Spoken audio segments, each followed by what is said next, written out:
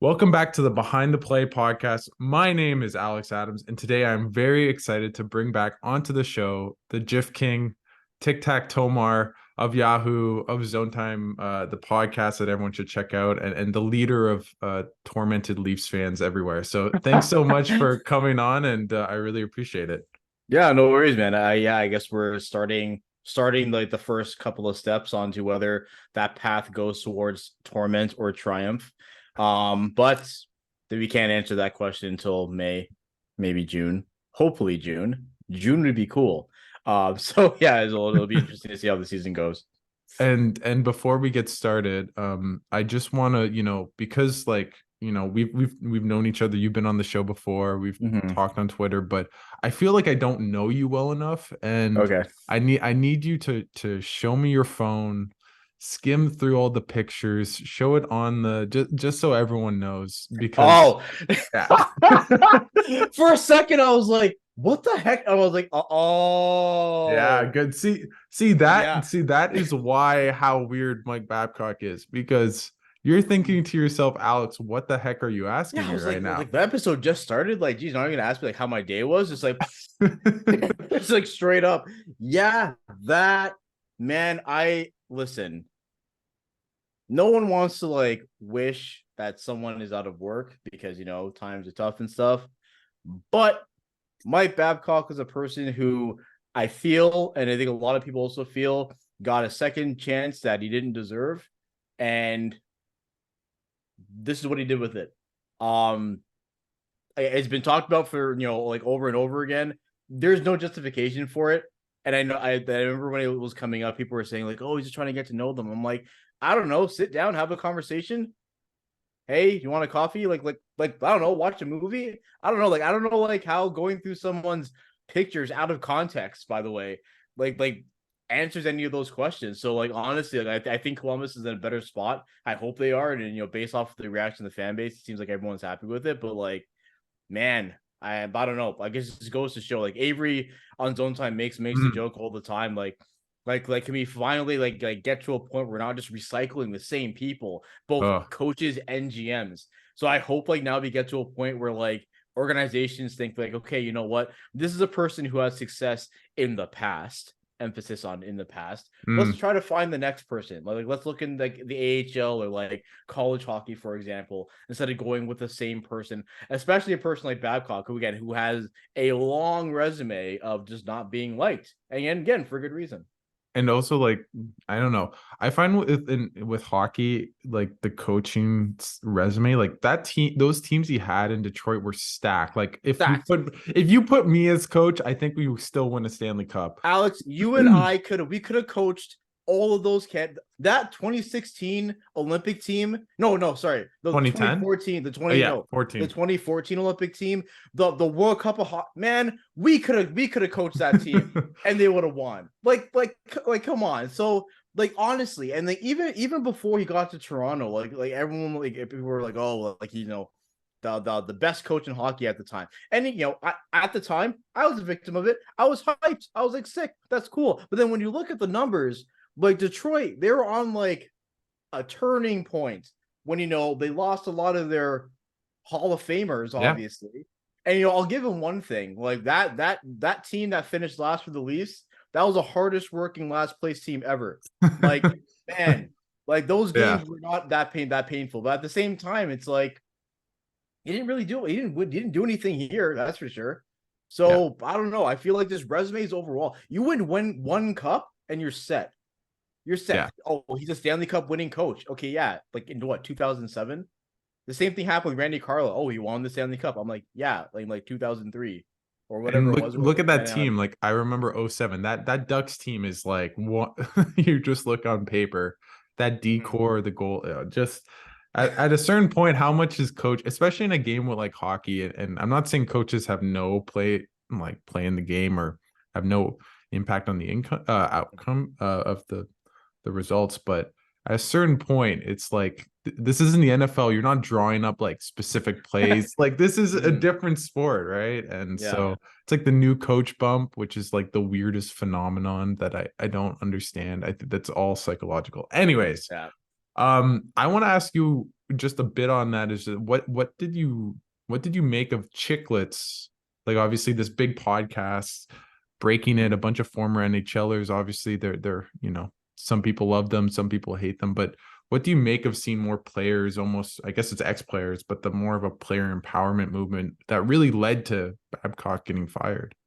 I Or mean, I think the thing that comes up a lot is that there are a lot of like horror stories that take place in hockey, right? And the unfortunate thing is that we don't learn about these stories until like years after. Again, like one of one of the most talked about examples, at least one of the most talked about things that should be an example is the Akeem Alou story and what he yeah, went through with Bill Peters, and that happened years ago, and we didn't find out until years after. So I think the interesting thing about this situation is that we have something that took place relatively recently, right? It didn't happen like at that moment. It probably happened sometime earlier in the off season, but it's something that happened. It was talked about, it was brought up, and the appropriate consequences were done. Again, we talk about the podcast. I'm impressed that the NHLPA did their job. yeah, I I was know. like, wow, look at that. Look at that. The Players Association did what they were supposed to do. That's great. So what I hope happens now is that more and more players feel like if something's going on and it doesn't feel right or doesn't smell right, like that they talk about it and they don't just say, well, you know what, this is what I have to do to be in the NHL. This is what I have to go through to play in the league. And again, I think it's very empowering that it was the young players who were like, I don't really like what's going on here. So, does it always have to take podcasts like that for those things to happen? In this case, I guess. But I hope now, I guess the door is more open for those conversations to take place, where instead of having to rely on player to player interactions, maybe you are reaching out to another Yeah. coach or like some person on staff or the PA so Marty Walsh can do his job and such. So I think it was definitely a good step in the right direction for sure, just to ensure that, like, again, the darks and the nasty stuff that's happening doesn't continue and is dealt with. Yeah, and to pivot as best as I can from dark and nasty, I'm going to talk about the Leafs play and in the playoffs and your fandom. Firstly, just do you miss Kyle Dubas? Is he your long lost brother? Is this now you're thinking about driving down to Pittsburgh to go see him? Like, what do you make of Dubas being gone now? Um, I mean that whole situation was weird. And like at the end of last season, like when the whole conversation about like, well, should Kyle Dubas get an extension? Like I thought that, in his tenure, he had done enough to earn that right to get an extension. At the same time, obviously, things fell short. Brandon Shanahan, finally stepped up and said, "No, I am the GM." And we're like, "Yes." Well, now we know that. And that fell out, and now we have Brad Treliving, who, even though the team hasn't played games, I've liked some of the moves that he's done. But I don't know. I'm just I'm at that point in my fandom of Leafdom, if you want to call it, Mm, where I just want them to win, man. So it's like, so if this is the course that takes place, then cool. I mean, again, it's unfortunate and it sucks the way that it went out. But I guess how the position that we see Kyle Dubas in now, where he's GM and also the president of hockey operations, I believe. yeah. I guess it shows that even if he did stay, it may not have worked long term. Like we probably would have gotten here anyway. It might have gotten to a position where it was either Kyle or Shanahan that stays, and obviously, Shanahan won that battle. So, when it comes to the Leafs, again, the moves that Brad Treliving made, I like a lot of them. I understand them. You kind of have to see how they get put together on the ice. But you look at Pittsburgh. Pittsburgh's in a completely different situation. Well, not Mm, completely different, but they're a little more desperate than I think the Leafs are, because you have Crosby, Malkin, and Letang, who are getting to that that high side of 30. So a lot of the moves that Pittsburgh had to do kind of mimic that, whereas the Leafs are still kind of like in that prime window, especially when you have like Matthews and Marner and Nylander, who are still in their 20s and such. So it's unfortunate that it took place, but I think, I don't know, it might end up being one of those blessings in disguise, okay. especially again because the thing that's always driven me nuts, Okay. always, is that anytime the Leafs are facing a team that just decides, you know what, we're just gonna start hitting you for no reason. and they do nothing. And there was a time where I was like, you know what? It's okay. It's fine. You know what? They'll take their penalties. They'll score on the power play and stuff. But my breaking point, this is my like, nope, I can't do this anymore. They need to get tougher. Was when I watched poor Matthew Knies get rock bottomed by Sam Bennett, and no one did anything. That was my straw. So I'm seeing Brad Treliving bringing in players like Ryan Reeves. And a lot of Leafs fans don't like the Ryan Reeves deal because of the 1.3 and because of the term and because of what he brings on the ice and yada yada. Listen, I don't care. It's Ryan Reeves. Tyler Bertuzzi can do all those aspects. Max Domi can do all those aspects as well. Now I'm not saying I want them to go around and headhunt and stuff. Yeah. But am I more confident that if things go down, that there's going to be a response? Absolutely. And we've seen it. Skill, speed, talent, that's great. But that pushback and that just response, we see it every year. Every year there's a team that just has that, you know what, we're not taking this anymore factor. Vegas had it. Colorado had it. Tampa had it. Like, has it. It's not even in the past tense. So I think the Leafs are moving towards that. And again, it's not to say that Dubas was completely against that because we saw him make those deals for those players that do that.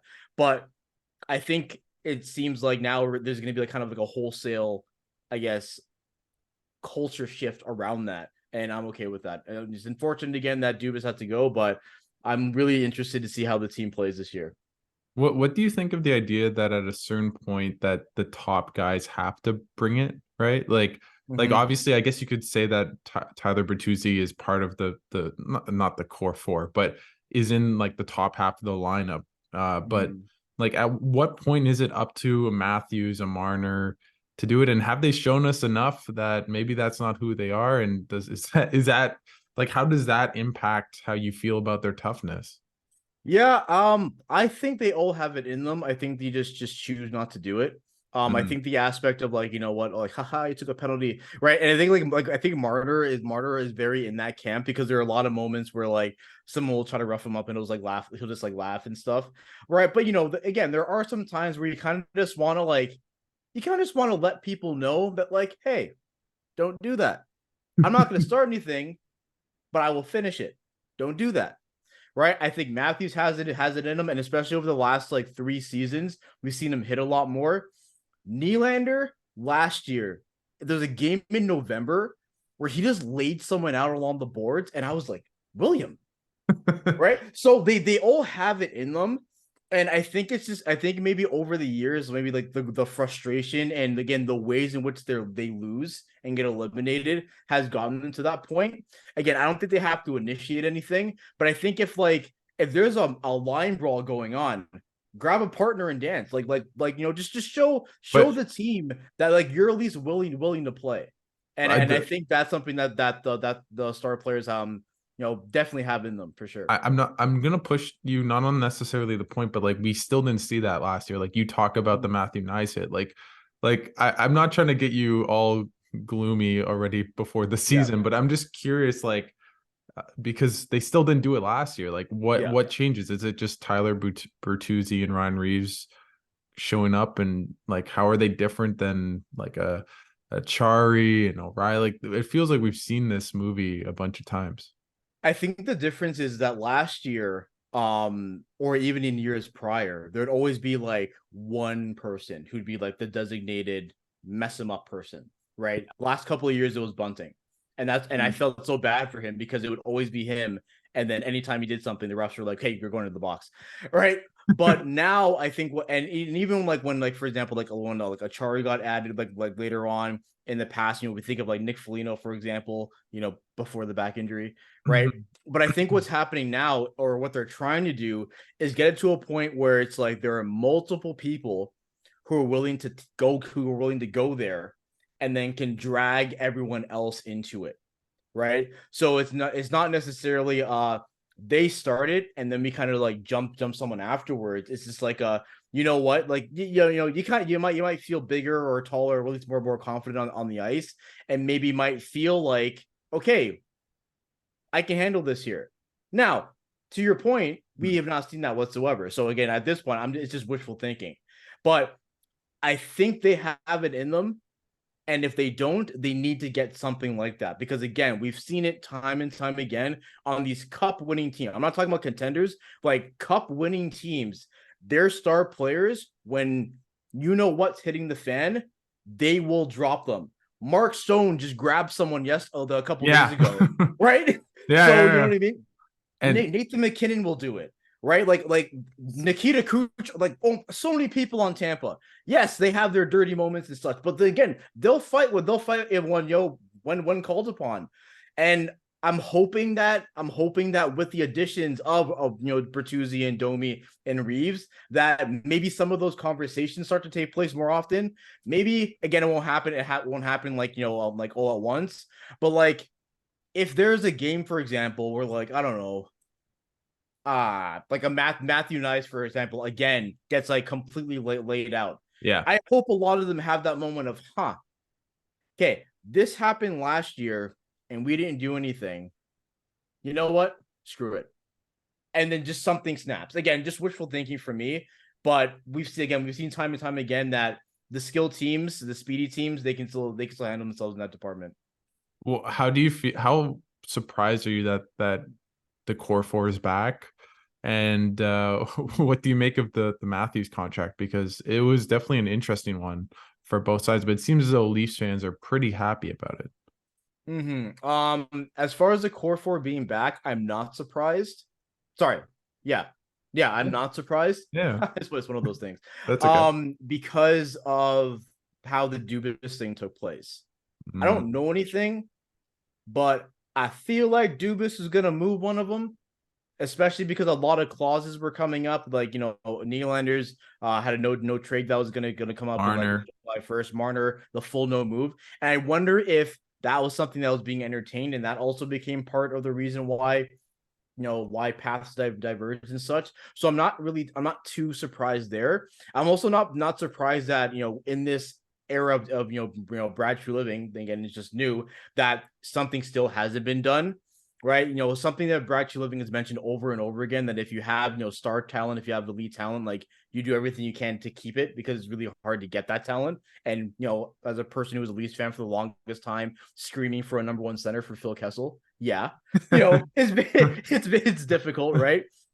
So I'm not too surprised that all four of them are back.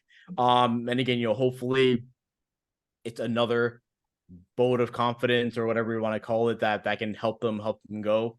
They'll work out. Who knows? As far as the Matthews contract, like at first, okay, I guess one of the main reasons why I wasn't too negative on it is because I never thought it was going to be 8 years or 7 years. I always thought it was going to be something kind of small. To be honest, I thought it was going to be 3. So the fact that it was 4 was wicked. Okay. I just think that we're kind of moving into a new era in the NHL, especially with this. Now, everyone keeps talking about the salary. I know. And it's just like, okay, but we did this last time and then it didn't. So, but I don't know. Everyone seems confident about it. So if the salary cap does go up, then these type of deals won't look as quote unquote bad. And I think either way, we are still moving to areas where players overall are going to start wanting to get those lower term deals. Like even look in Calgary, Michael Backlund just signed a contract. It was only 2 years, and I was like, oh, but you're captain. I'm like, okay. Who else? Oh my gosh, I forgot. I can't recall the name of the defenseman, but required them in a trade from Columbus. They're on the Kings. I want to say he signed Gavrikov. Yes, yeah. I think he signed like a 1 or 2 year deal as well. I think 2 at 4 something. Something like that. Yeah, it's getting there, right? So a lot of I think what we're gonna see more often is like if a player can't really like cash out on that 8 year deal, which I don't even know if that's even gonna like increase the cap anyway. I think we're gonna see more players taking shorter term deals. And then again, something that everyone's been talking about is like you have to think about the age that Matthews is going to be at when it expires. And I think he'll be like 30 or 31. If ideally he's still at that, at this elite playing talent, right? Still plays into his 30s. Great, make a decision there, re-sign him. Now, what if, knocking on wood, what if he hits 29 and then all his talent, just disappears? and then you have him signed for 5 more years because of a long-term deal. And then you're in a position where it's like, okay, so a $15 million cap hit, probably with some type of no trade clause. Well, what are we going to do? So I think that's, I guess, some of the positive ways to think about it. I think as Matthews as the player, he's probably just doing it to maximize as much career earnings as he can. And you know what? By all means, go for it.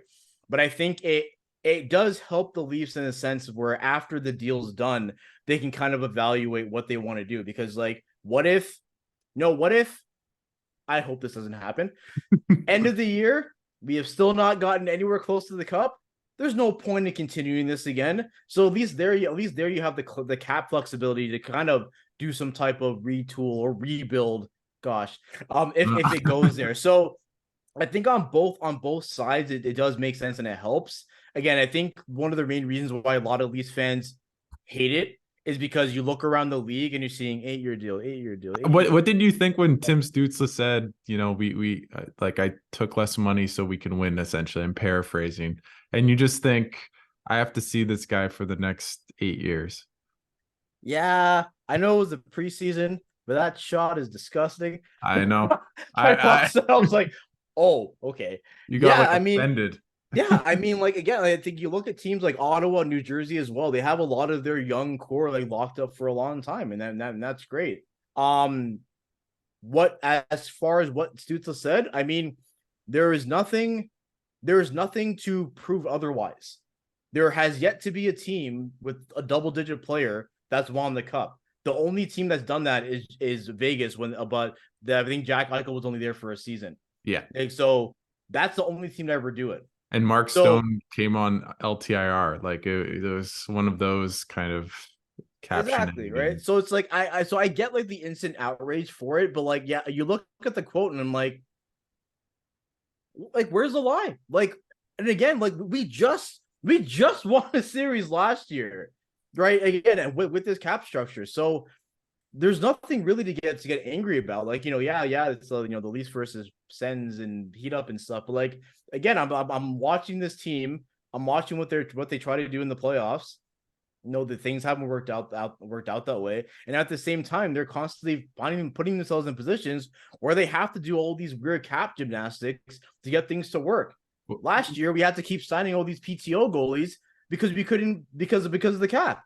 So it's the reality of how it is. It's the reality of how flat the cap has been.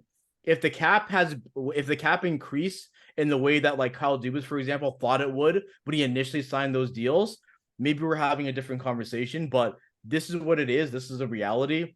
And until the Leafs do something about it, then Stützle's quote is accurate. But what's interesting is, and this isn't, people always talk about how they make so much money. The thing is, other than in little spurts, they pretty much always underperform. Their best players have never played up to it. And you feel was it because they lost because of depth?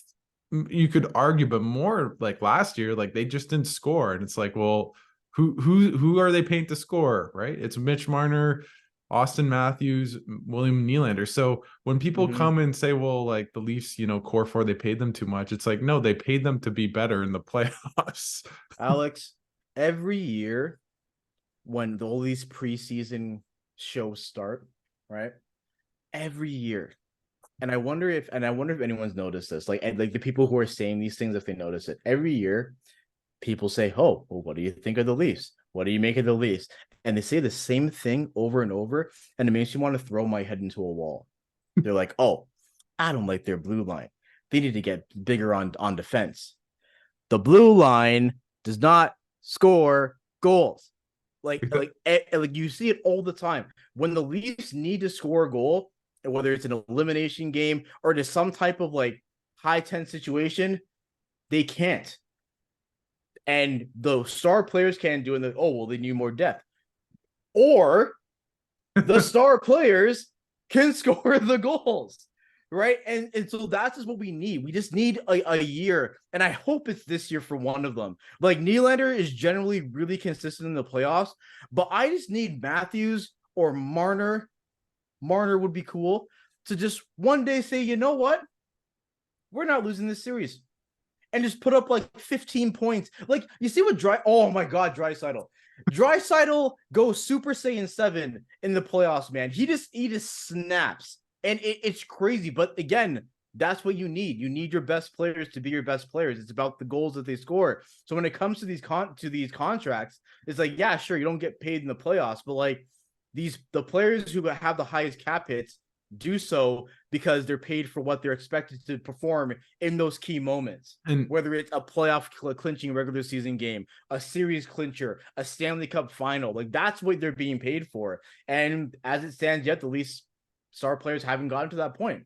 Again, except for Nylander. no, and just with that, what I find is so interesting is that the fact that it's just every year they just don't perform, right? And it's always the same question about cap and they've made too much money, but you also hear them after they lose and it's like they're not saying the right things. They're not being like, you listen to like Leon Draisaitl and Connor McDavid and it's like it was like, oh my god, it was their fault that they lost to Vegas.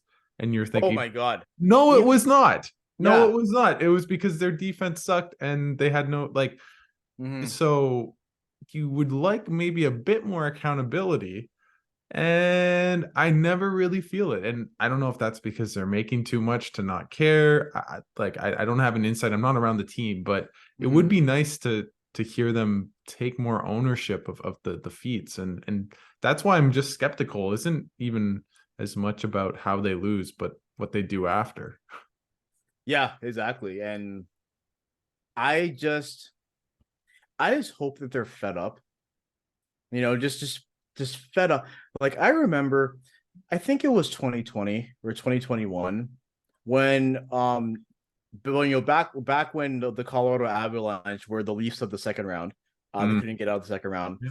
And Nathan MacKinnon looked into that camera and said, I haven't won, I haven't won anything. I've not won. But yeah, like all these accolades, I haven't won.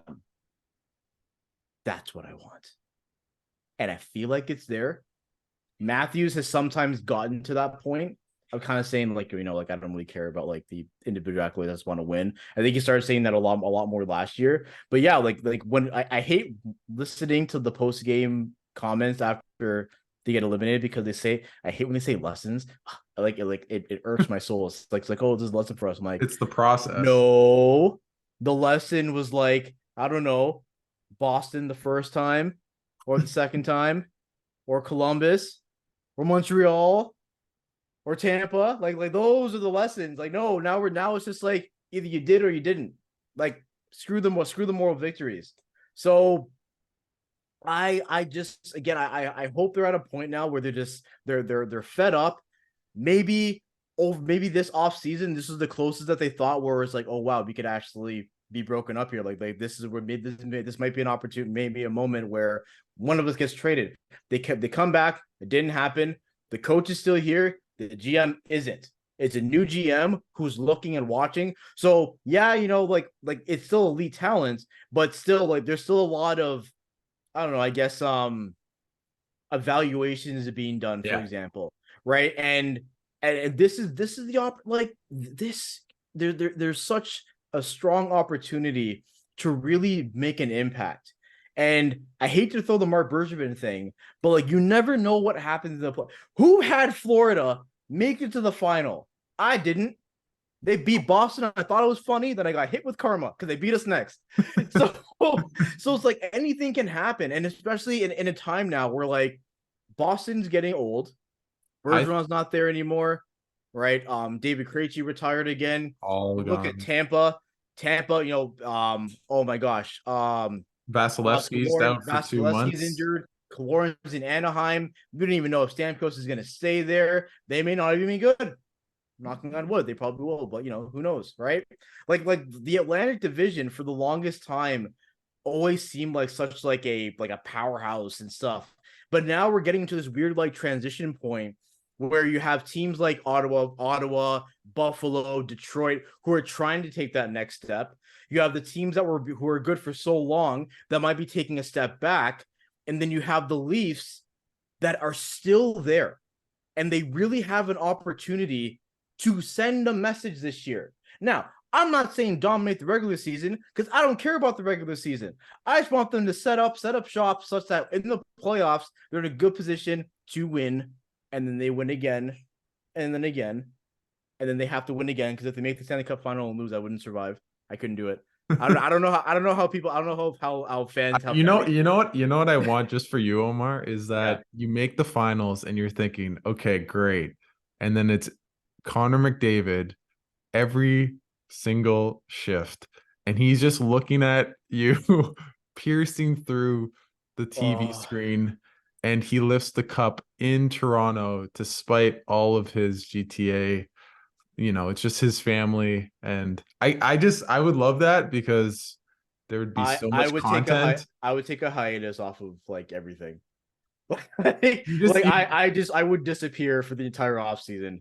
you would need If they made the final and lost, and it was McDavid the lost to the Oilers in Toronto, we just man, that would suck. we'd get you a GIF for like every day, and it was like the like the Elmo one where Honestly, where the fire comes out. But mm, I want to transition a little bit to like mm, what do you make of bringing back Sheldon Keefe? And I talked to Luke Fox last week, and I've heard it from others just kind of listening to all the Toronto media that it sounds as though he's a bit different, maybe a bit more firmer, mhm. maybe a bit tougher, maybe because his boy Kyle Dubas is gone. Do you like how long of a leash do you think he has with this team, and was that the right choice to bring him back? Um, I guess I'll start with the second question first. As far as was it the right choice, as it stands, kind of. Because when you fire a coach, you have to know like who's the next person available. And like I don't I from like the crop of available coaches around, I couldn't see of anyone who would be an upgrade Mike over Keith. Babcock? Oh wow, no, there's like universe like Just 971. imagine that press conference. Sorry, I had to I throw. would just scream, what was the point? Like what was the point? We just stopped paying him. You're just gonna hire him again? What was the point? Yeah, Um I'm so sorry, I yeah, had to. it's okay. Yeah, so it's just like, like I don't necessarily see from the available coaches there an improvement there. And again, I do like Keith's thought process. I like that he likes to try new things and give players different opportunities when things aren't working. The only time I don't like when he does it is when, their kind of backs are against the wall and they do something that clearly doesn't work. Nylander at center. I know. So but besides that, it's okay. But I think the reason why I'm more leaning towards the side of it's okay, two reasons. One, it's only a 2-year extension, so they can fire him. It's whatever, they'll pay for it. It's a lot less than what they have to pay Babcock for Yep. since 2019. So like that's fine.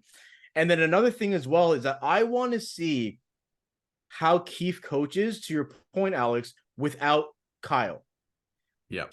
Sheldon Keefe had his toys. Justin Hull, Alex Kerfoot, and they are not here anymore. So I want to see whether there was whether there's an aspect of his coaching that was maybe being held back by the player personnel there or even the GM. That's what I want to see. And who knows? Because again, like, yes, the regular season doesn't matter, but like it's still important to have a good regular season. And the Leafs have been a great regular season team. And especially in the last 2 years, they've been a lot better defensively. And it's actually like it was really noticeable last year. I was like, wow, they are actually paying attention in the defensive zone. Wow. Right now, is there room to improve? For sure. But I think that element of it made the extension of Keefe an easier pill to swallow. Now, if he's doing the same things that got him in trouble before, okay, then that's tough. But I think amongst a big change like a GM, I think it is cool to have some familiarity around. And again, the players having Keefe, some of the players have been playing for Keefe for the longest time. I could think of like Timothy Liljegren, for example, when he was on the Marlies. So it's been a very, very long time with him. I think that's great. However, Sheldon Keefe's replacement, if things go south, is on the bench. Guy Boucher, I'm looking at you. I saw that hiring and I was like, you are the just in case. Yeah. If things go south, Guy Boucher, you're the next head coach. So I guess this is a big game of wait and see, but I do think it was the right choice in hindsight. Yeah. Man, the Guy Boucher reference kind of took me for a loop, but I want to go to the D because you talked about that, and the forwards have played better, but this D-core on paper doesn't look very good. I will say that's if they felt, because in past years you have Muzzin, you have Riley, Brody, like you think, oh, that's a Yeah. pretty good D-core. After Morgan Riley, it feels like it falls off a cliff. There's Klingberg, who's fun. Just how worried are you about that? Because if I'm a Leafs fan, I feel pretty confident in your goaltending actually. Yeah. But what do you make of the decor going into this year? Yeah, so ironically I made the joke about how like every year like they say like, oh, the Leafs need a better blue line. It's not the problem. This year, yeah, a little concerned. I think there are a lot of things you have to have a lot of optimism towards. So, you say, there's a big drop between Morgan Riley, but it kind of starts with him because in the regular season he wasn't good, and then he turned it on in the playoffs. I don't know what He was happened. amazing. Best player. So can he stay to that standard, or does he go back to regular season last year? If that happens, okay, we're in trouble. Jake McCabe, a full year of him, I think I'm fascinated in, especially because again, he had, relatively speaking, good numbers despite the fact that he was playing on Chicago, and you see his defensive impact when he came to the Leafs. There were some moments in the playoffs, especially some moments in that Tampa series towards the end, where like him and Brody like did not look right, and I did not know what was wrong. So if he is at his steadiest, that's great. Mark Giordano is going to be 40 when the season starts. So And blocking Sheldon, shots. yeah. So that Sheldon's first task is whether he can have those honest conversations and say, "Hey, Mark, you're 40. You're not playing 82 games.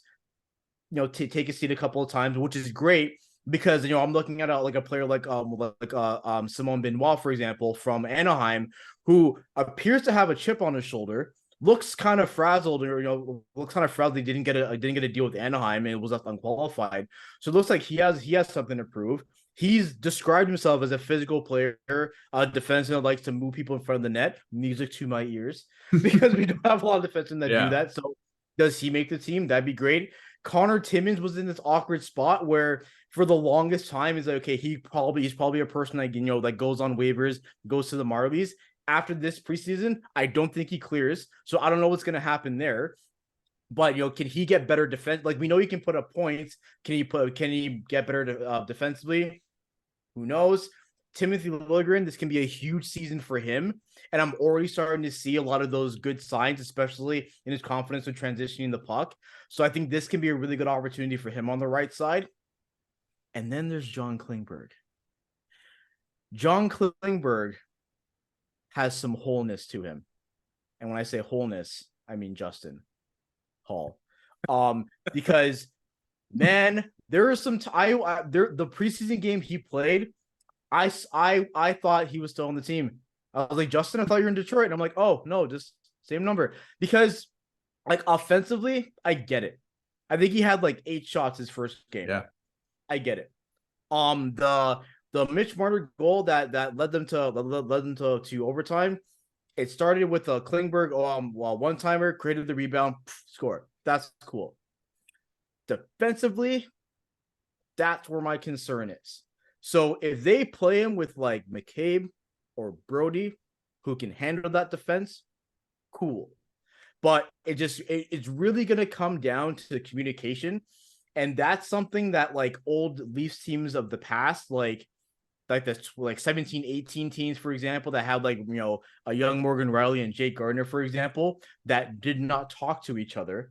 And I knew that they didn't talk to each other because one player would go and then the other player would go and then a 2-on-0 would take place. And I watched Klingberg and I'm like, okay, I feel like that might be a concern. So like they just have to worry about like communicating and making sure they're in constant dialogue.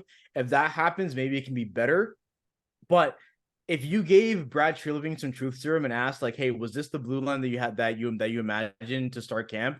I think he'd be lying if he said yes. especially because he said multiple times that he wanted to add one more defenseman. So at this point, it seems like, the forward core defensively and the goaltending are really going to have to be sharp. But maybe we get to a point where they just get better by committee. That's a term. And they can always add at the deadline too. Exactly. I think if you add one impact defenseman, like a kind of top 4, but closer to 4, that they could be okay. But I really look at that, and their forwards outside of Marner and Matthews, I wouldn't say are the greatest defensively. So it's gonna be interesting. Just quickly before we transition to some other stuff, just what do you make of the goaltending? Like, I'm pretty high on them. I thought Wall looked really good. Samsonov had a great year. Again, probably played too many games down the stretch because of the cap, and was injured. But when he was healthy, I thought he was pretty good. But just how confident are you with these pretty unproven goalies going into the year? Yeah, see, it's interesting you bring up the games played for Samsonov, Alex, because that's actually something he mentioned at the beginning of the year, where it seems like the plan is for him to play more, but they're preparing him for that. But I think even if that does go south, I do think this is, like, a lot of people have been saying this, I think this is Joseph Woll's time to really grab hold of things. And I think if there is that instance where maybe Samsonov does go down with injury, I think Woll can handle it. I really do. I like his game. I like how calm he is. I'm a big fan of, after years of having Jonathan Quick, breakdancing goalies. Yeah. I like the quiet, sound, positional goalies, and Woll is like it is that. I think playing in the playoffs last year was huge for him. He's really good. A great confidence boost for sure. So yeah, to be honest, I actually really do feel good about the goaltending, and again, I do like the options that we have in the event that those two go down. Now, I'm worried about Martin Jones now because of the Vasilevsky thing. Bro, can I just stop your GIF on Martin Jones today? I almost fell over. It was like he's gone. I saw that tweet and I'm like, he's gone. He's gone. I thought they'd be able to sneak him through. No way. He's gone. Either he's gone on waivers, or like Julian Breezewall is going to be calling Brad and saying like, hey, like, I'll give you like a 6 or something, or whatever. But like, yeah, he's gone.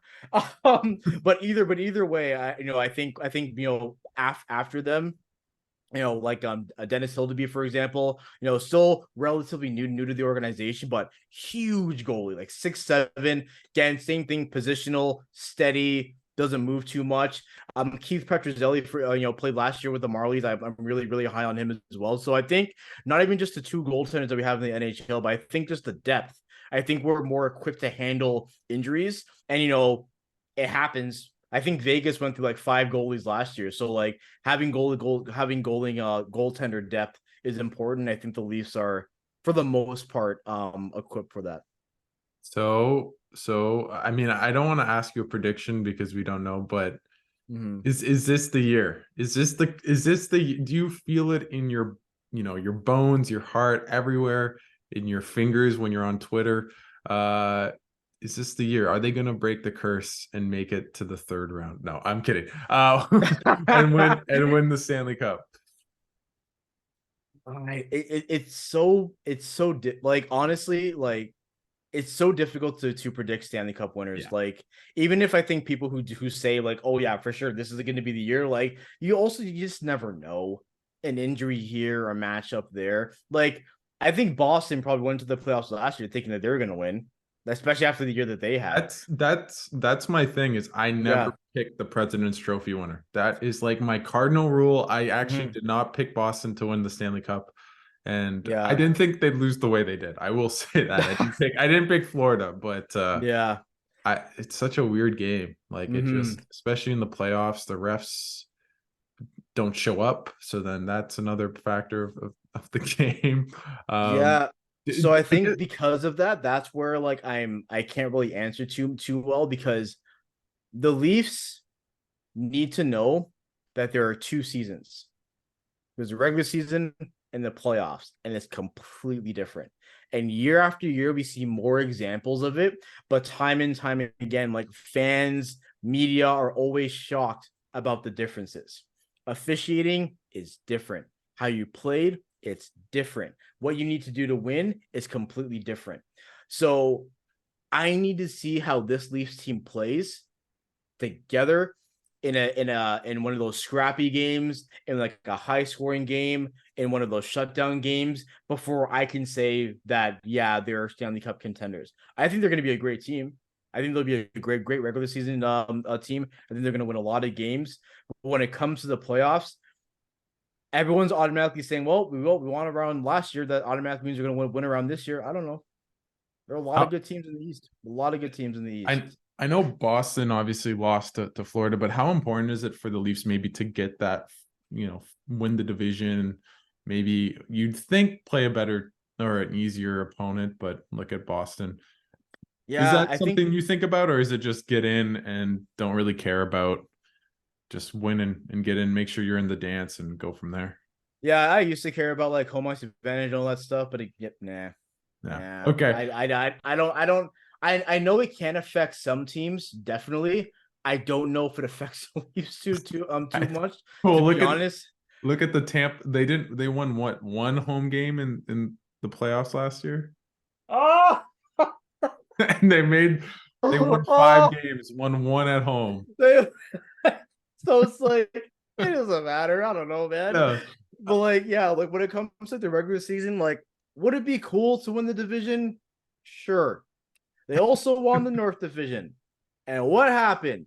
Lost in 7 to Montreal. So I'm at a point, literally just like, get in healthy, get in confidence. Know that, again, that this style of play is going to change and is going to get tougher, and that everyone needs to buy into that. And as long as they have that perspective, I don't care. They can get in as an 8th seed. I truly don't care. Like, and I don't know. I might go back to like my appearance on this show, and like, if they're on like a 5-game like losing streak, I might say like, okay, remember what you said. But like honestly, like, yeah, I just get in. Just get in, and then once things take place there, then we can kind of work out the playing field, because the way that the playoff format like works, there's no benefit of finishing first. Yeah, there's no benefit of finishing second. So just get in at this point. I want to ask the spicy question that I was, I teed off a little bit when we're talking about doing this, and maybe this is my fandom, so I want to preface that before I get into this. But I just look on paper and I think, I honestly truly believe the Sens are better than the Leafs this year. Now, if Josh Norris is not healthy, I take everything back, and that seems like a decent likelihood at this point. Yeah. So this is with Norris being like playing 60 games or something, like relative health. Yeah. Okay. Do you think I am taking crazy pills? Did I get the red pill? Or is this something that makes sense to you? See, the thing that is like, so I'm going through like in my head. I can give you my. Do you want me to give you the reasoning? I can do that. Sure. One, I think the goaltending is probably a wash. And honestly, the way Korpisalo, I feel they have 3 goalies. I'm terrified of Korpisalo. Yeah, he looked terrible yesterday, or not very good, but it's a preseason game, and the Sens basically sent their ECHL team. So I don't read too much into that. But goaltending's good. Their defense, I think, is really good. I love Sanderson, Chychrun, if he can just play like those. I think those 2 guys could be better than Riley this year. Shabbat is good, talented, but their defense, I think, is better than the Leafs. Their forward group, like Stützle is pretty dynamic. Sure, they don't have a Marner and Matthews, but I think they'll probably be deeper depending on how the Shane Pinto thing resolves itself. Like, I feel the forward groups, I think Ottawa might have more depth. You guys don't really have a 3rd-line center unless you make it Nylander, which would be an experience. So I just see it as like the Sens get good goaltending, relative health. Norris plays a significant amount of time. He scored 35 goals. He gets to 25, 30. Yeah. So he gets 100 points. Kachuk's like a 90-point guy. Like, I don't know. It feels like this is the year. And then I look at DJ Smith and I, get scared shitless. But am I taking crazy pills? I don't think you're taking crazy pills. I mean, like, I'll agree with you on the defense. Like, again, I don't like looking at our daily face-off page because I scroll down and I'm like, oh, okay. So that concern the forward group is where I'm like, I don't know about that one. Right. Okay. But like again, like Stützle is and is going to be a star for the longest time. Brady Tkachuk is one of the hardest players to play against. But like the Leafs have a lot of goals in there. But third line center, that's completely true. The William Nylander center, I don't know if that sticks, to be honest. I don't think that is going to stick. I think it's going to end up being something like Nyes, Tavares, and Nylander that as a line. Speaking of Nyes, I'm very high on Okay. Nyes, very very high, and I think with Bertuzzi, I think Bertuzzi is gonna have a really good season. I think Max Domi will have a great season as well, especially if he gets a lot of those good matchups in the bottom six. And again, he can put the puck in the net. Um, the the fourth line is interesting. David Camp, knows his role. Ryan Reeves, I don't think is going to play every single game, and I think if he is, then that might be an area where the forward group kind of hurts there. Noah Gregor is not on the team yet, but I think But he's he going to played be. really Very fast, very shifty, and I think exactly what they need as far as like kind of making the bottom six like I guess better to kind of play against. But just the main question is who has more goals, the Leafs bottom six or the Sens bottom six. And I don't know if I can say the Leafs bottom six right now, like definitively has more goals. I think it just depends on how the rest of the roster fills out. Is it if Nick Robertson makes the team and he can actually play? I think that can be a huge game changer. Maybe we see an instance where, and something that I'm hoping for, a player like Pontus Holmberg, who spent a lot of time with the team last year, and is kind of in this interesting little like gray area because I'm pretty sure he needs waivers to go to the Marlies, and I don't know if he clears. He might. I don't know. This might be a situation where I'm just like overvaluing him just because I watch him all the time. yeah. But, like I think there's a player there. I honestly think that if he continues on a good trajectory, we can see a situation where like the third line is something like Domi, Holmberg, and I don't know, Yarncroke unless he gets moved. So I think as far as the forwards go, might be biased, but I don't know. And no, Matthews, like Walker, and I Nylander, just yeah. feel it's not a clear cut, oh, the Leafs are way better than the Sens forward group and vice versa, right? I think it might be close. I think it might be closer than a lot of people are willing to admit. Yeah. Now what that gap is, I don't know. I can't really say. I'm never really good. There's always two things I'm not really good at. Comparing skill when it comes to teams and mock trades. I'm the worst at that. Mock trades. Okay. I've been writing a lot of mock trades, and trust me, people that do it well, they have that gift because Honestly, look through it. Is like, does this make sense? I'm thinking, can't everyone just be traded to Arizona? And then you think, actually, probably not because they don't have to spend money. No, I think you're probably right. I would say the Leafs probably have better high end skill. As much as I love like Batherson and Tarasenko is gonna be an experiment. Like they just have a lot of guys. I was gonna ask you about that. So like, what are your thoughts on Tarasenko? If it means that you make like, let's say they trade Matthew Joseph and give up even a second round pick, right? You lose. He's a good player. Like he didn't play well for the Sens, but he is an NHL player. You can put him on a third and fourth line. He can skate, kill penalties. He's a good NHL player. Even if he scored, I think one even strength. I don't think he scored an even strength goal last year. So that tells you something. But yeah, I wouldn't have done it. Now they can't sign Pinto. So if you take that into account, you're basically giving up whatever that happens. You might have to trade Brandstrom or whatever the case may be. So I don't love it, especially for $5 million. If you told me it was 2.5, 3 million, I would take that bet and might as well. But I didn't really think they needed that. I forgot it was that high. It was 5. I think it was 5 million. I believe. I need to double check. I'm like 99% sure. That sounds about right. But if Norris is not healthy, which it does look like it's seeming to be, then I don't mind the bet. So there's a lot of ifs and buts. I wouldn't say I love it. I wouldn't say I hated it.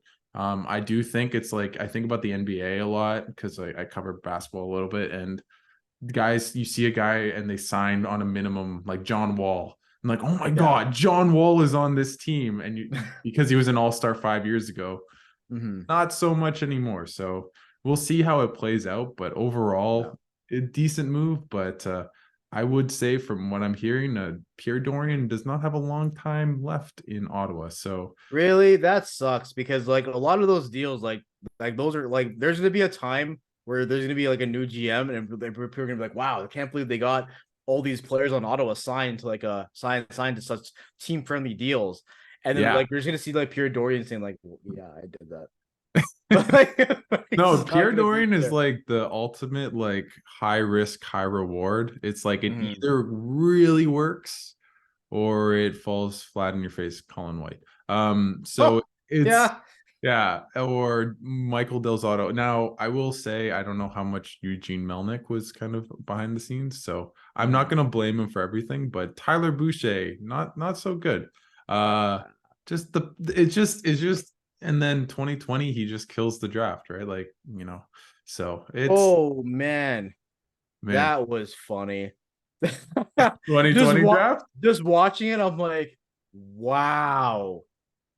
Like you know when someone gets hired and like you're kind of waiting for like when they're like, oh yeah, like this is my decision comes up.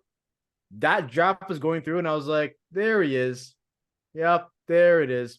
Yeah, good times. I still was on the Quentin Byfield train, and I hope he finds a place in LA, but it feels as though he just won't get that center job. But okay, let's do some kind of quick roundups. I've kept you for so long, but I have some fun questions for you. Now, first, this one I think you'll really like as a Leafs fan. What is the worst Canadian team to be a fan of? Oh. See, it's gonna my answer is gonna make it seem like it should be Leafs fans. So before I answer, I'm just gonna say this about Leafs fans because we are no angels at all, and in fact, Leafs fans do this thing that really bothers me to my core. When, like, they get into like a debate with like I don't know like a Jets fan or like a Canucks fan. Or whereas it's like, oh, well, the Jets fan will say like, oh, haha, like you can't win around, and the Leafs fan will be like, well, yes, we did, and then at least we can make the playoffs, and then the Leafs fans will say, well, you know what, at least we won a cup. Your franchise hasn't won anything, and I'm like, stop. Yeah, we have not won a cup in over 50 years. If you Google the team, the picture's in black and white. Stop. So that's one thing that Leafs fans, a lot of these fans do, and I'm like, just stop it, please. The worst team, the worst Canadian team to be a fan of. I'm gonna take it in a different light. I'm gonna say the Canucks. That's what I was gonna say. I don't know what they're doing, and I don't know what their plan is. I don't know why they burdened Quinn Hughes with that C. That poor child. Are they going to make him the captain of I don't know what they're trying to do. And again, every time something happens to the Canucks, I think of Sam. And just like every time we talk about it, just like the look of just like exhaustion. Because literally, like the Canucks right now are what the Leafs used to be back when the mantra was just get into the playoffs. It doesn't matter. Just get into the playoffs. Doesn't matter. And I'm watching it in like full effect. And again, they don't make any sense. I don't know why they're moving draft picks. I don't get it. Last year was the year to tank, and they're trying to win. This year they're trying to win. I don't know I don't know. So based off the aspect of just having like a managerial staff that just question marks everywhere, I think the Canucks would be my answer. It's so funny. I've never seen a team be so excited to like in a way trade their captain and star player and then immediately get so upset that they trade for Philip Hronek with that pick, and they're just like, it's like final. My jaw dropped. Like I texted our group chat. I was like literally my question is, why are the Canucks trading draft picks? Like just straight. I don't get. Like, what are you trying to do, man? And then they got too good. They won all their games at the end of the year. Went from like 7th in the lottery position to like they could have had Mitchkov and they got like 11 or something. It You know, I have a friend of mine that just is a Canucks fan, and he is. was so into them during the pandemic, and he's just so out. He's just like, Yeah. they're just the Yeah. Canucks. Tell me when they do. So, you know, like I think Leafs fans get a lot of gripe, and obviously for you know, they're the biggest fan base. I will say Habs fans are interesting. That I won't say it in a different way. They're not terrible. They're just interesting. It is. Yeah. Habs fans are so passionate about their team, but I feel like sometimes that passion kind of blinds them sometimes. Yeah. And it's funny, like acting the fool on Twitter, like has this like funny joke about like how Habs fans treat prospects, where it's like at first they're like the best thing ever, and then they're like taking long, and then they're a bust, and then they should be traded. So like, you know, at first, the first was like, oh yeah, Shane Wright, and then it turned to Slavkovsky, and they're like, yeah, and then he had a bad year, and they're like, oh, okay. And now then he was like, wasn't playing well. It's like, oh, he sucks. It's a bust. And now he had like one good game, and it's like, oh yeah, it's great. But it's like that. Did you see the other team? So it's like it's very interesting. Like I think like watching the games, like Habs fans, man, are as passionate as ever. But yeah, sometimes like if you want to get into like a Twitter debate, like if a Habs fan is included, then you might kind of want to take a back seat, because the passion is strong and the passion is true, and sometimes it's difficult to kind of find like a common ground there, especially if it's like a Leafs versus Habs debate, because you know, just by principle. Thankfully, I'm not. I will say I heard about Caden Primo's name for about 6 years, and just he's not that no one said he's the next Carey Price, but you could tell me that he was the next Connor Hellebuyck. That's what it felt like. It was like. Do you remember? I think it was in 2016 when Dustin Tokarski was the next. Oh my God! Price, and then he just did so. Man, that was hilarious. They're like, oh, the next coming, the reincarnation of Carey Price, and then he like disappeared. I'm like, oh, so he did the thing that goalies do, where they're good for a little bit, and then they just like not like. Yeah, I will shout out my Jets fans, because I am, you know, a Sens and Jets fan at heart, and I find they're the most realistic. Them and maybe the Flames fans, where they're just like, no one wants to be here. Let's tank, and then why are we trying to be good? Let's just tank and make our let's be exciting, fun, and lose like all our games. Yeah, one of my good friends, Brady, NHL Junkie on Twitter. Yeah, he like zero delusion at all. Like Jets fans know what's up. Like if you try to tell them like, which is the funniest, they're like, no, like come on, we see it. The funniest thing ever. Yeah, the funniest thing is because what they're doing now is like, we're still a contender, and Jets fans are like, what? Nah. What are you saying? I will go on that theme, because a Canadian team has not won in 30 years. And as we've just talked about, it has caused a lot of pain. How much of a deficit are these Canadian teams at, with the taxes, the weather, the market? Like, do you if you could almost put a percentage, or just explain what you think maybe the deficit they're against kind of all the American teams, especially the ones in very warm and big markets? Yeah, I think the main thing is, and I know a lot of like Canadian hockey fans are having a field day with this summer, especially with like a number of like American players who went back to the States, or just like players on Canadian teams who just like left in free agency, for example, like in Toronto was Ryan O'Reilly and Luke Shen. And one of the main points that came out was that, you know, the recognizability factor, right? And that, like, you know, I think like Steven Stamkos talks about this a lot in Tampa, where like he can just like walk down the street and go to the beach, and like no one knows who he is. And I think a lot of hockey players like that, right? It's not like in the NBA, where like if you're a star in the NBA, like you're a celebrity, like you go to like all the parties, all their A-list celebrities want to hang out with you. But like in the NHL, if you're a star, like they just want to be left alone. And if you're playing in a Canadian market, especially a market like Montreal, Toronto, like you will be noticed. People will recognize your voice, your face, how tall you are. They'll see you walking your dog and be able to recognize you like 7 blocks down. So I think it's a mixed bag of things. And I think there are some players who, either just don't care about it or want that limelight. And I think it can also be a timing thing as well. And the reason why I say timing is that, when you're first getting into the league, sometimes you kind of just want to get your feet under you. You kind of want to learn the league to kind of get comfortable, like playing NHL hockey, knowing what the demands are, the schedules and such. And I think for some players, doing that on top of being an automatic star, recognizable figure, I guess, I don't know, can be, I don't know if distracting is the right word for it, but maybe like a little overwhelming. And I think that's why you see a lot of like, star players who like grew up in like Ontario, for example, will like spend their time playing in the States for a little bit and then sign with the Canadian team afterwards once they kind of establish themselves a little bit. So like I think of Max Domi for example, who, if he wanted to, Max Domi could have been a Leaf whenever he wanted. Obviously, draft rights and yada yada, but like he could have been a Leaf whenever he wanted, right? But spent time playing with different teams in the States, Chicago, Dallas.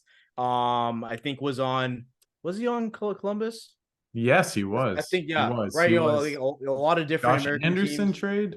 That sounds right. Something like that.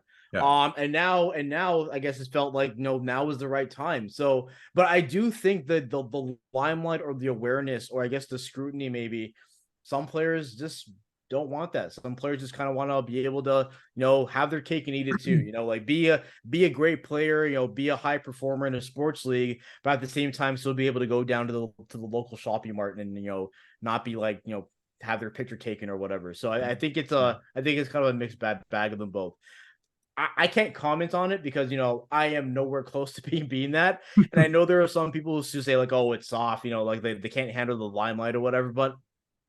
It's people's careers. That's how they want to go about it. It's unfortunate, that's for sure. It sucks, right? And I think, again, when you think of the fact that the majority of the league, I think the demographic are Canadian, but the Canadian team has them on the cup since '93. Yeah, since '93, Montreal, right? And I don't know, who knows? Maybe if more players were okay with that, maybe that might change. And to go from a player that just loves the limelight, Connor Bedard.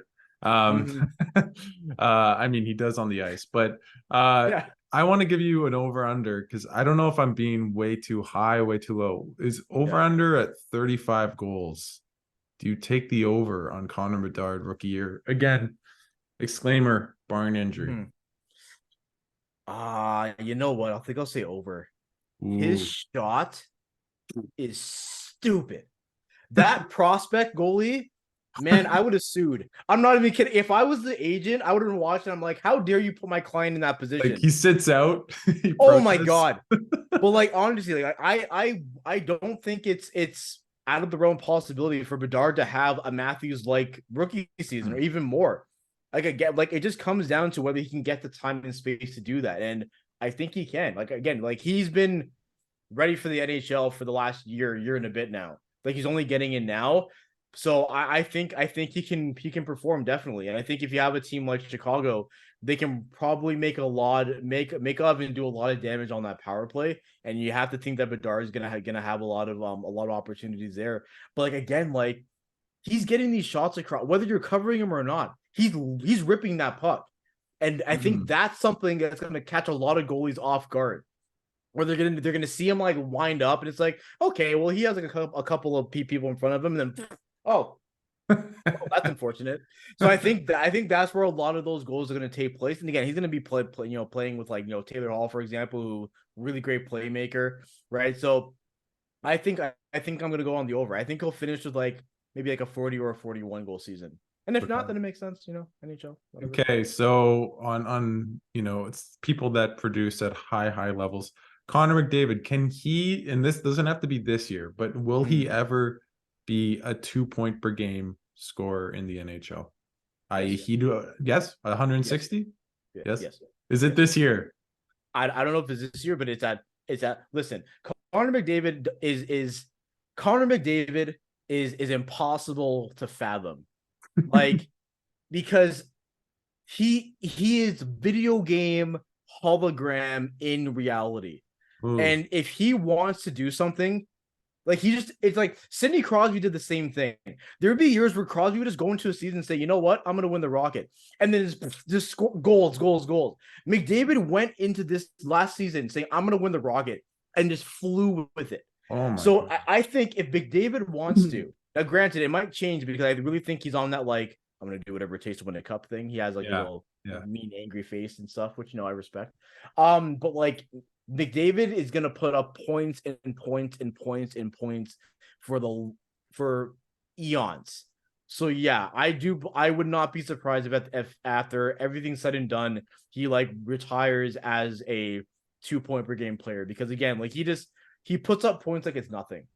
And Yeah. it's honestly hilarious. And it doesn't matter if it's a good team, bad team, mid team, he will light you up.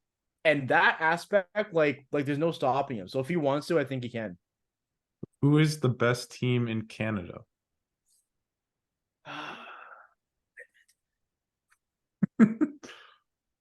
I mean, I know my answer, but yeah, I think like so. Are you saying like the team who has the best chance of winning the cup, or are you just saying like just best? isn't that the same? Isn't that the same thing? But I'd You say say the cup. I'd say the cup. I'd say the cup. That's what I yeah. care about. If that's the case, then yeah, Edmonton. I think. Just because they will, I think compared to teams in the East, which is funny to say because back in our day, the West was a monster and the East sucked. But yeah, like just like Western Conference teams, they have an easier path, especially the Edmonton in the Pacific Division. So now if they win it, if they win the division, they're facing a wild card team, but still, I think that's okay. But I think they're going to end up having a quote unquote easier path. Granted, you still have to get through teams like LA, who probably is sick and tired of losing to Edmonton in the first round. And Vegas is still there. Colorado is probably gonna try to go for a rebound, but I think based off of talent, opportunities, standings, whatever, I think Edmonton probably has the best chance to win. Hope I'm wrong because Twitter will be very interesting if Edmonton wins a cup before we do. That would be. I mean, I just want to be fair. Even as much, I just want a cup in Canada. Even if it was the Leafs, that would be just. I can't see some. Clip that. Can I get that clipped? Because I am of the belief it happens all the time when there's like one Canadian team left. Like people all over the country try to do this whole like, yay, this the last team left. Let's all cheer for them. And this is why I don't do that because Oh, I believe to my heart and soul that if the Leafs were the last team, everyone would be cheering for us to lose. So hearing you say that's that is actually nice, but I refuse to believe that like Habs fans or like Sens fans or Canucks fans would be like, yeah, Toronto, bring. Well, I don't know if I'd be jumping up and joy. I will say though, Yeah. the great thing if the Leafs are in like a conference finals, it's a win-win for me. They either win and that's great. They lose and it's great. So it's more like watching your favorite TV show and like I'm gonna be entertained, right? Exactly. That's what I'd feel like with the Leafs. Even when the Habs made it, I felt like I was cheering for them, even though I'm not supposed to. But yeah, no, I definitely felt that. Before I let you go, because this is a debate I've asked a bunch of people, and I really don't know how to feel about it, and I feel like I put my flag a little bit on one side, but is goaltending voodoo? Yes. Okay. Yes. Like, and it's okay. There because right now, right, you can count on one hand like the bona fide number one goaltenders in the league. Vasilevsky, Hellebuck, Ottinger. I love Hellebuck, Jets fan. Not so good in the playoffs. Just right. So, but because so there's that aspect. So like the age of having like a number one goalie like gone, right? And another thing too, every year there is a goalie that comes out of nowhere and just says, "Hey, you know what? Aiden Hill. I want to make the play." Literally, Biddington out of nowhere was in the ECHL. Like I don't know who won the cup in Vegas. Who was there? I don't even know what the name was. Aiden Hill. Yes, Aiden Hill. Right out of nowhere. It always happens. So yeah, goaltending, like there's timing of it and there's skill for sure. And obviously it's good to know like who your goalie is gonna be. But like, man, you can have one goalie that like is a brick wall in one round, and then they decide, you know what, okay, we're gone, and like for the rest of the playoffs. Bobrovsky didn't start the playoffs. And he was pretty shaky in the finals and was unbeatable for 3 rounds. Yep. So, Would have been but nice the to see how thing like is he that felt. Omar, the cap's Mhm. gonna rise. Goalies Yeah. are gonna get paid. I don't know if the cap's gonna rise, and I don't know if goalies are gonna get paid. But I don't know. I really like. I keep saying it. I really don't think another goalie's gonna make double digits. I think Bobrovsky's gonna be the last one. Like I take think this. if it does happen, like because like goalies who are signing new deals now, like I don't know if they can argue they can make more than Vasilevsky. I think he makes 995. I think you're right. Yeah. Right. So like I can't see any other goalie doing that. And again, because of the fact that like, listen, all you need is an opportunity, confidence, and a streak, and you're stopping everything. And then like because what happens is that like goalie plays hot, has a great playoff, you sign them long term, and then they freaking go back to how they were Yeah. before, and it's like, what happened? Yeah. So it's so such it's the most important position in the game, but it's also the weirdest. It's crazy because you can have a fantastic team, but if your goalie can't stop anything, it does not matter. You're going to I, lose. I do think that is what we've seen in the NHL is now that so many Mhm. teams, like even the Leafs, right? Like, why did they sign Martin Jones? Yep. You know, he made a Stanley Cup final. I mean, he somehow won all these games last year with an 885, which is like one of the weirdest. Like that I Seattle don't know team how was that so happened. weird. So They weird. only scored at 5-on-5. Their shooting percentage was like way too high. Yeah. And Like Seattle obliterated my playoff bracket. I was so shocked. So shocked.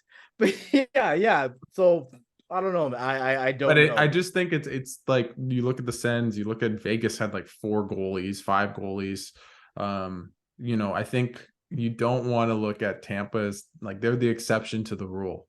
It really Yeah. feels as though that's the case. And it's gonna be interesting to see what happens going forward, just because like do goalies make more than 5 million like ever again? Like unless you're even Sorokin got what was it 8 million, I think he's right? at 8. Yeah. Yeah, and he's unbelievable. Like in my Mm-hmm. opinion, top 3 or 4 goalie in the world, right? Yeah. And he signed 8 times 8. Like he he signed that as quick as he could, right? So Mm-hmm. it's going to be interesting. Okay, so I will let you go, but you have the floor. And we talked about way too early predictions, but who's your Stanley Cup prediction? Just because I have to. Uh, who comes out from the West? Who comes out from the East? And why is it the Leafs? Ah, man. I think as far as who comes out of the East,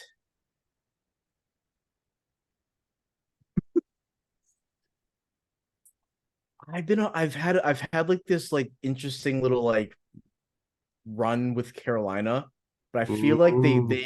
they're a Ooh. team that like they're in that like cup Did, or bust for sure, did, especially after the coach says, "Oh, we got swept, but like we also like didn't get swept." I'm like, right. So, but I think their team could be that could be interesting. And in the West, Edmonton.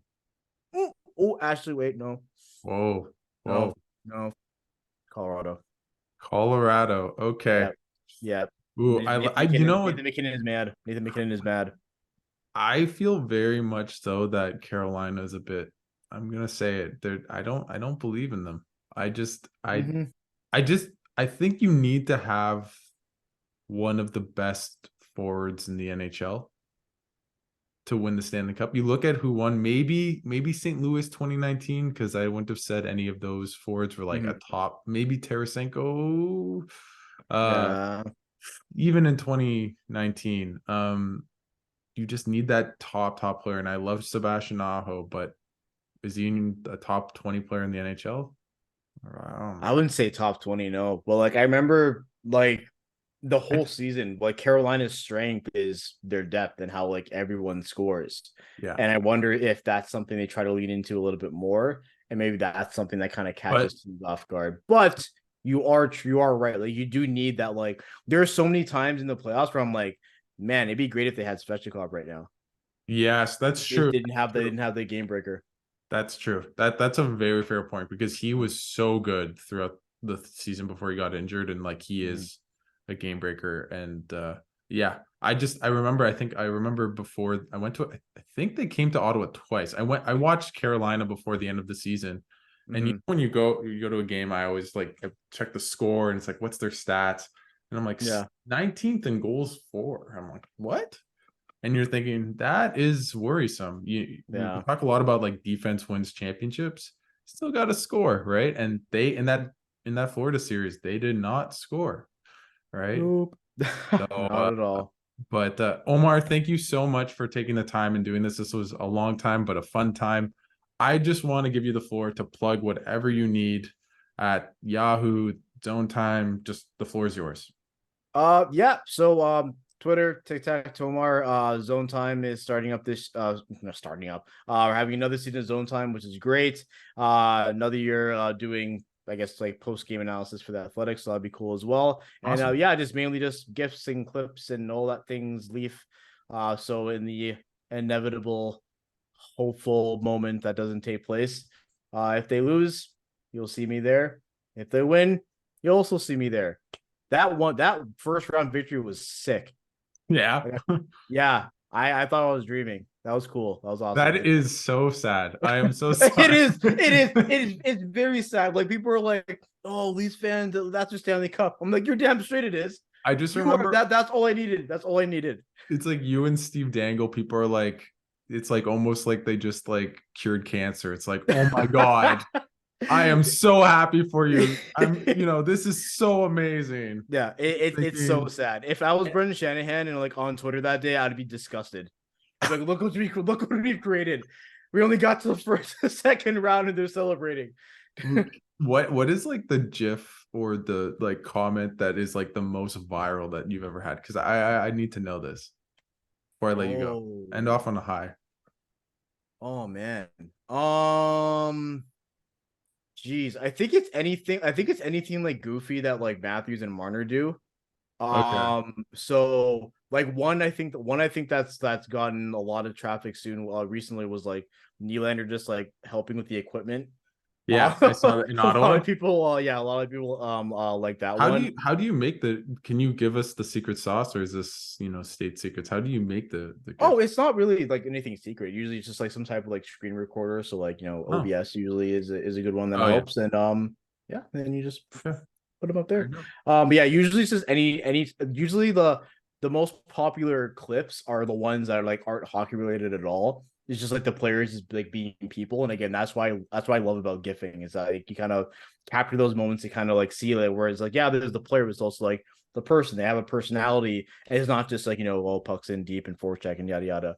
Like they're actual people, like that find things funny and stuff. Mhm. So I think those are moments that usually kind of stand out for people. Have you ever thought about trying to get Gift to sponsor like Zone Time or something? I don't think so. I Yeah. don't know. Well, I might well, actually. I don't know. There's some gifts of Avery. Like there's I think there's some popping around. There'll probably be a lot more this year too. yeah. So yeah, it'll be cool. Awesome. Thank you so much, Omar. You're the best. I do, a part of me does hope that the Leafs do well just for you because you're, a friend of the show. Thank you. Otherwise, I hope it is tormented fandom as usual because Likewise. because it is always fun on Twitter or X Mhm. or whatever Elon calls it tomorrow. Yeah. But it's it's always a pleasure. I always have a bunch of fun with you, and I'm excited for the Leafs Sens games this year. Should be a fun one. So Oh thank you yeah. so much, Omar, for taking the time and doing this. No, thanks for having me on.